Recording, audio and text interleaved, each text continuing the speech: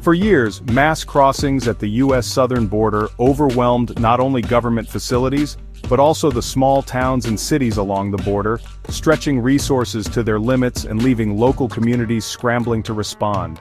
The situation quickly escalated into a full-blown crisis that dominated national headlines, with news outlets and reporters capturing the chaos and uncertainty unfolding at the border. Large, organized groups of migrants arrived almost every day, sometimes in numbers reaching up to 14,000 people in a single day, far beyond what the existing system could possibly handle, and leaving officials struggling to keep up. The controversial catch-and-release policy meant that many migrants were quickly processed and then released into the U.S. with future court dates, a practice that sparked heated debate and deepened divisions across the country.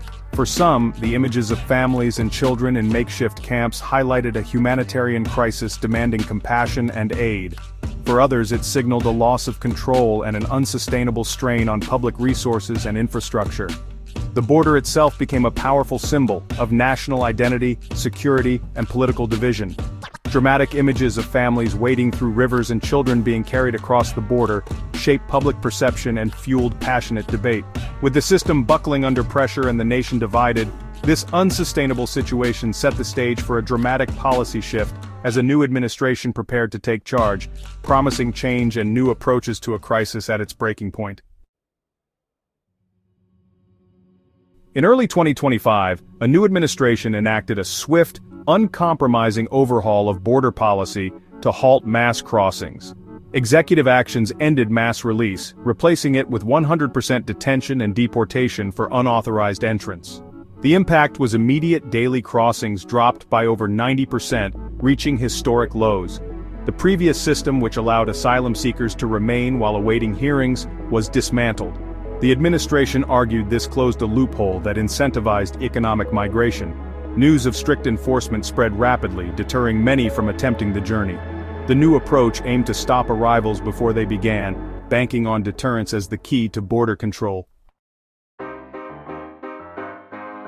The sharp drop in crossings was engineered through a multi-pronged crackdown. The CBP-1 app, which allowed asylum appointments, was scrapped, leaving thousands in limbo.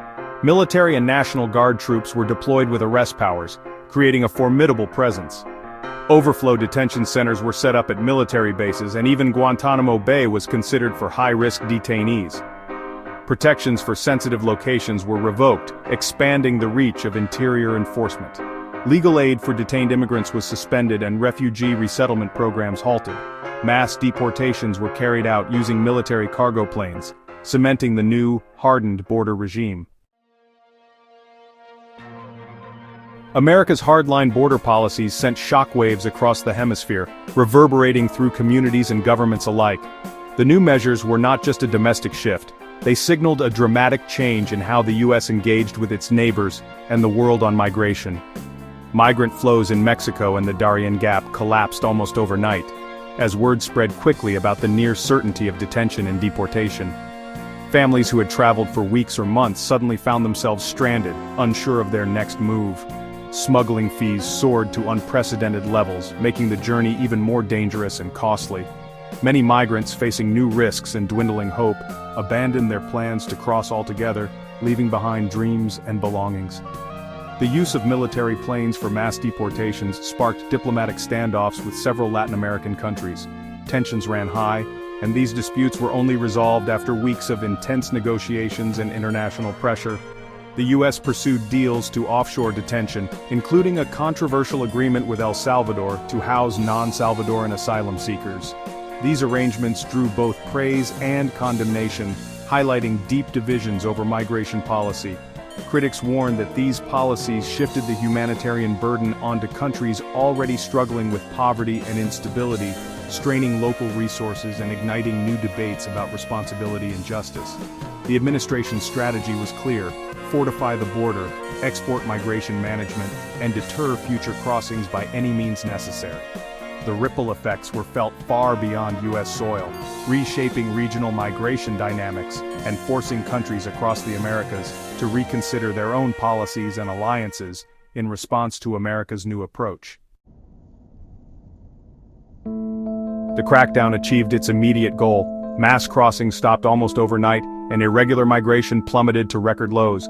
For the first time in years, border agents reported a sense of control, and the once chaotic scenes at key crossings faded into relative calm. Supporters hailed this as a long-overdue restoration of order and national sovereignty, celebrating what they saw as a victory for law and security.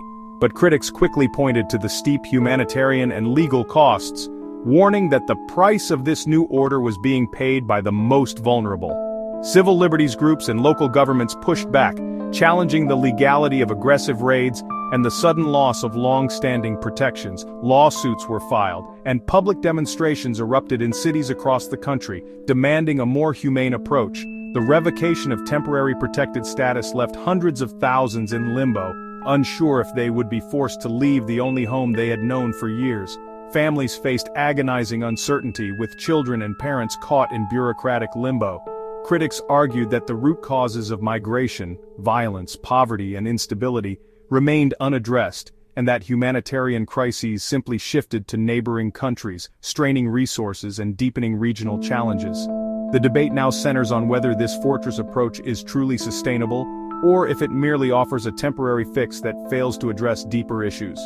Lawmakers and experts continue to spar over the long-term consequences. America faces a profound choice between prioritizing security and upholding compassion, with its national identity and global standing hanging in the balance. The world is watching to see which path the country will take. The border may be quiet for now, but the pressures driving migration and the fierce debate over how to respond are far from over. The story continues, shaping the nation's future.